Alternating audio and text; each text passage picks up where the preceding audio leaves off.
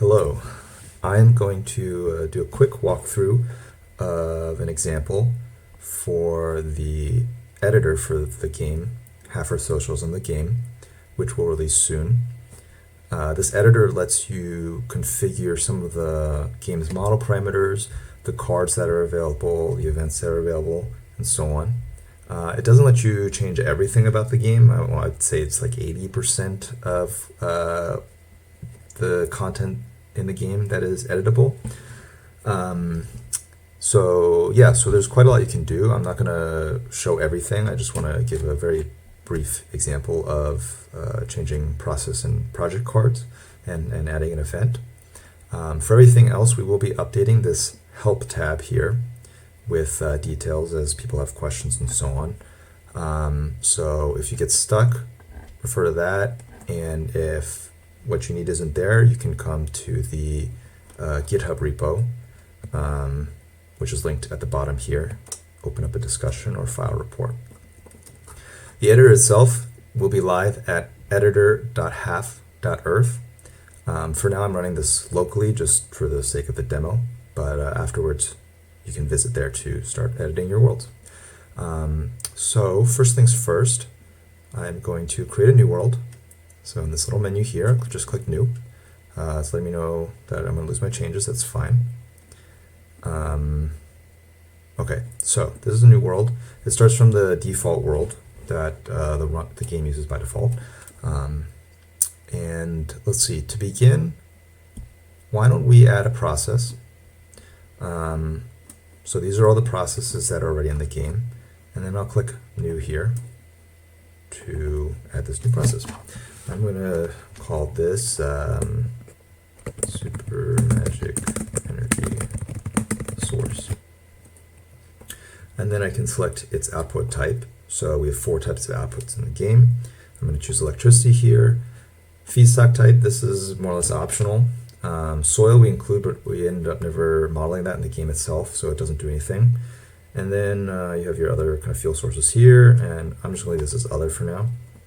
Then we can define the process's byproducts and the resources that it uses. These are both defined per unit of output. So for electricity and fuel, the base unit is a kilowatt hour. And for plant and animal calories, the base unit is a kilocalorie. So just bear that in mind when setting these values. So if you want a point of reference, you can look at what we have defined for the other processes. So for example, solar PV uses about 2/100ths of a square meter of land. So since our source is really, really magical, we're going to make it even smaller. Smaller land usage. And then we'll just leave that at that for now. You can add an image, so let's do that too. We'll use this nice image I pre-selected. And we can also add a description here. So let's say this source energy has long been awaited. Whatever. There are a few other things you can set here. You can add these feature flags for the process, like to indicate if it is a combustion-based energy source, and so on. And here you can define the factions that oppose or support it. We'll just leave those blank for now, just for simplicity's sake. So that's how you add a process. Let's go into the projects. We'll spend a little bit more time here. We're going to add, I think, 5 projects in total. Again, if you click this little menu here, you can see everything listed. So these are all the projects that are included in the game. It's just an easier way to navigate to find what you're looking for. But for now, let's create a new project. This one, we're going to make it so that in our world, you can build a big mecha and it will make people happy. I don't know. So let's add our mecha. We'll call it Big Mecha.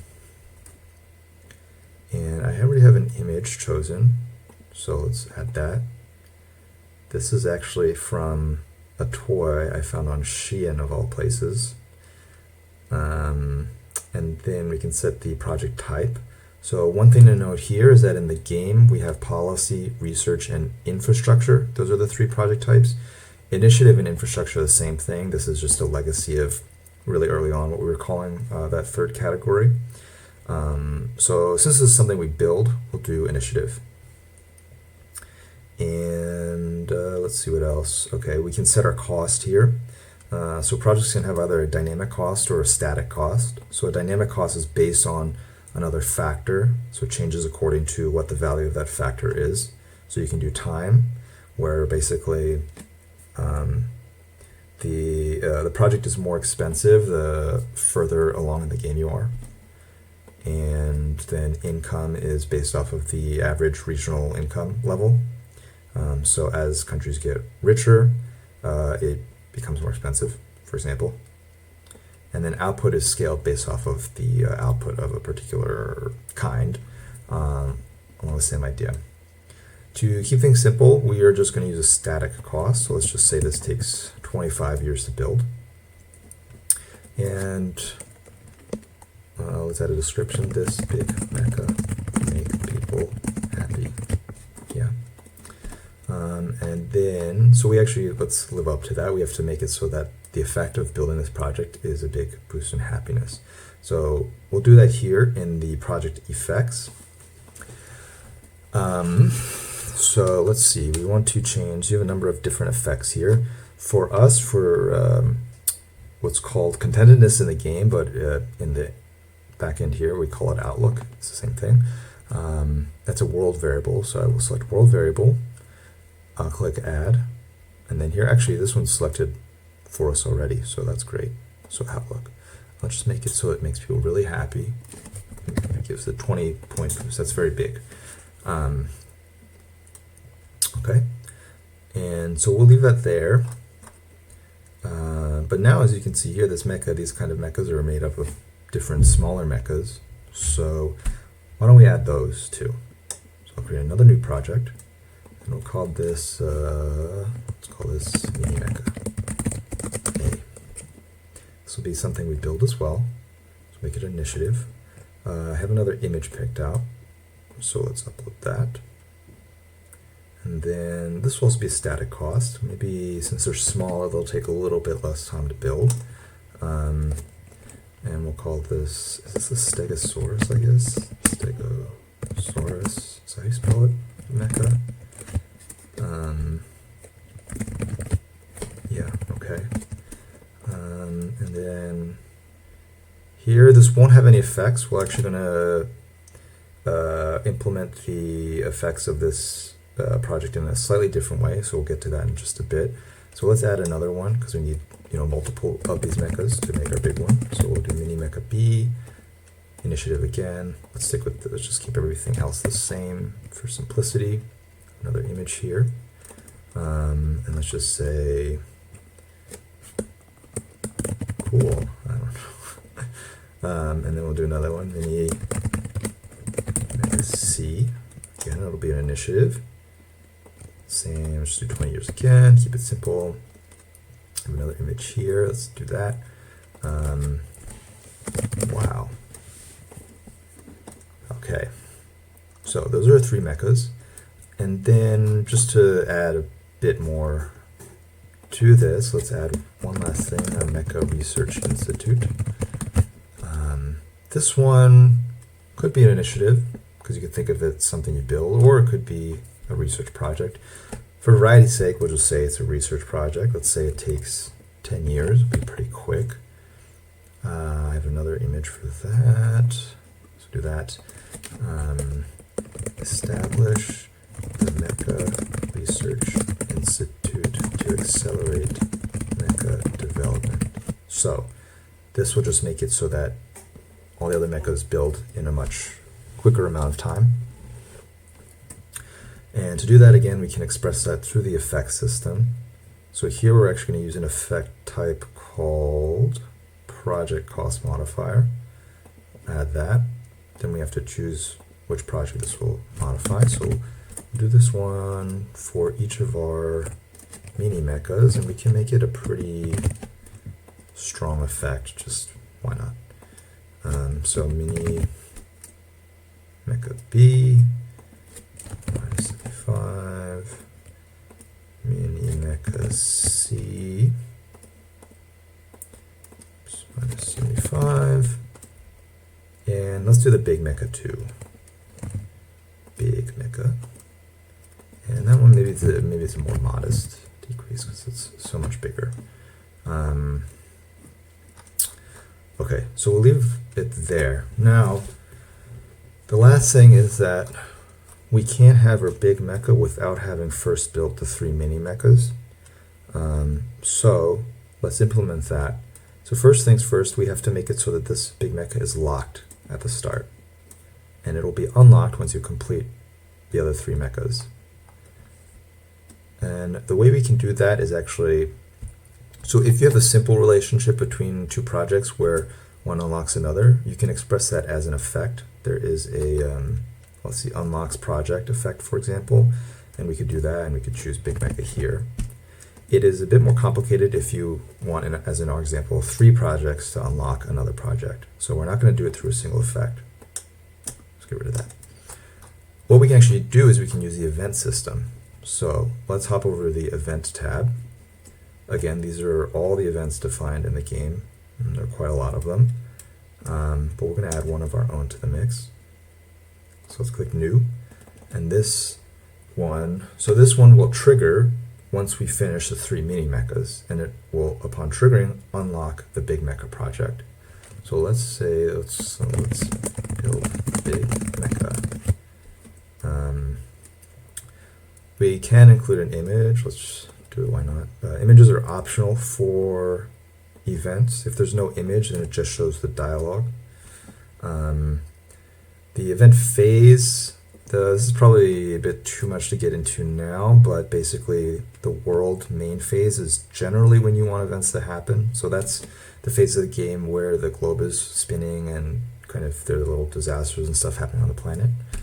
So we'll leave it there because that makes the most sense. And then for effects, as I was saying, we want this event to unlock the big mecha project. So let's just get that out of the way. All right, so this will unlock the big mecha project. Now the last part here is the probabilities. So you can add multiple probabilities, and the important thing is that they're going to be checked from the first to the last, and it will stop at the first probability that's satisfied.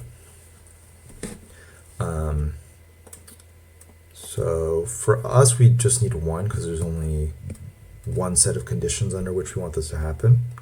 So here we can add the conditions for this probability to be active. So let's add, let's see, conditions here. We have a few options.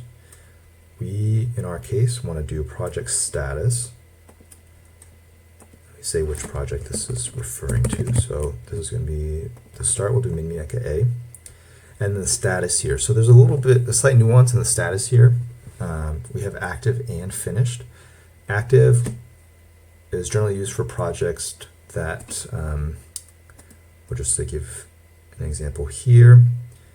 You'll see this ongoing flag. That basically indicates if a project needs to be continuously active for its effects to take place, or whether or not, and that would be ongoing, or whether or not once you build it, the effects are locked in and you're good. So often this is off, but for some things like solar radiation management, that's going to be on because you have to maintain the solar radiation management to keep the temperature reduction effect, and once you stop, you get termination shock, and it undoes the previous benefit. So for us, generally, we're going to have not ongoing projects, and the reason for that reason for all that is that active refers to ongoing projects, and finished refers to projects that aren't ongoing generally. So once you build it, you're done. And that's the case with these ones. So we're going to do that. And we need to do this again for the other two. So we'll just add another project status effect. And let's do mini mecha B. Same thing, finished. And then, oops, that's the wrong effect. We'll do one more. Project status, mini mecha C. Finished, okay.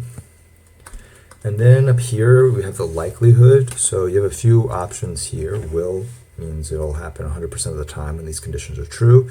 But you can also make it so that even if the conditions are true, there's only a certain chance that this event will happen.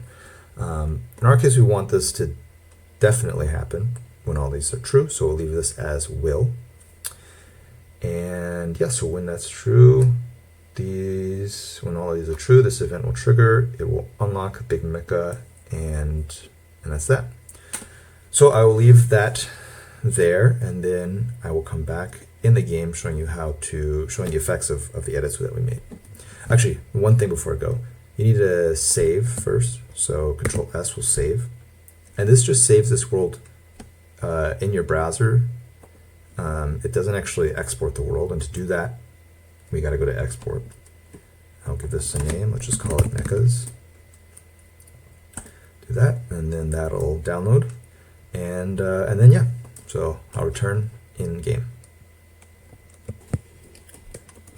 Okay, so we are ready to launch another game, but first we need to select the world file that we exported. So it's right here, mechas.world, and then we can begin. So just a heads up, I have some debug options here just to speed this process along. So if things look a little bit different, that's why. Okay, so let's click new game. Pops you right into the planning phase. First, let's look at our custom process. There it is, Super Magic Energy Source. Very nice. But the real focus here is the projects. So here in research, we should see the Mecha Research Institute. You can see our effects are showing up nicely. I am going to, let's research this, okay? And then the mini mechas should be in infrastructure. So first of all, we can just check that the big mecha is not here because it's locked. And then here are mini mechas. So they look a little weird because there are no effects that they have individually. That's why this is empty. But we do have our description text. Cool. Wow. And yeah, let's build all three of these then. So let's just dump all the points that we can. Okay. And there we go. So I think that's everything for this round. Let's go to the world, skip, and then we have to do one more planning session to finish them. Okay. So we finished them. You can see them here, and because I was skipping through the world, we didn't actually get the event pop up, but you can see that the event did occur here. Let's build the big mecha. Unlocks the big mecha project. Very cool. Now let's go to next, and let's see. Uh-oh. Yeah.